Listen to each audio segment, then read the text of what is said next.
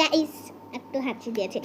আচ্ছা guys, please sorry, তোমরা কেমন আছো? তোমাদেরকে তো আমি বলেই দিয়েছি, প্লিজ সরি, আমাকে ক্ষমা করে দিও। আমি অনেক দিন আগে বলেছিলাম শাড়ি, মেখলা, জুতা, আরও আমার স্টেশনারি, হাইলাইটার, আমার ড্রেসটা এখনও জানি না।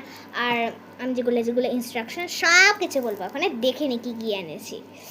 তো ফার্স্টে আমার পাউচটাও দেখায়নি, পাউচটার মধ্যে অনেক দিন থেকে চালাচ্ছি। যারা একটু কলমের ভাগ পড়ে গেছে, এটা দেখাতে পারিনি, একটু বেশি এক্সাইটেড হয়ে গেছে। দাঁড়া দেখাই।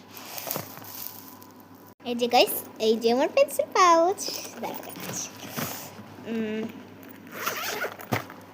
গাইস দাঁড়া, চেনটা খুলে।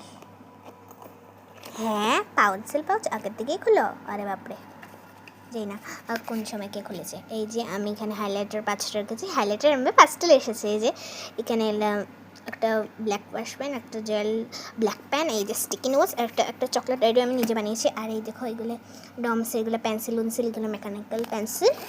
আর এখানে যেগুলো ইনস্ট্রাকশন রাখা, কেন নোংরা কেন হয়ে যায়নি, হয়ে যায়।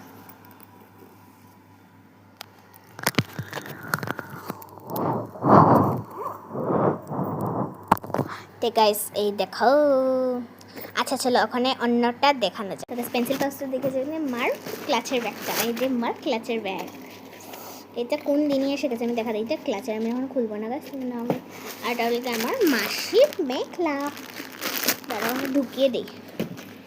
গাইস এখন আমার মার জুতা দেখাবো। এই যে গাইস আমার মার জুতা, এই যে এই জুতোগুলো আনিয়েছি অনলাইনে।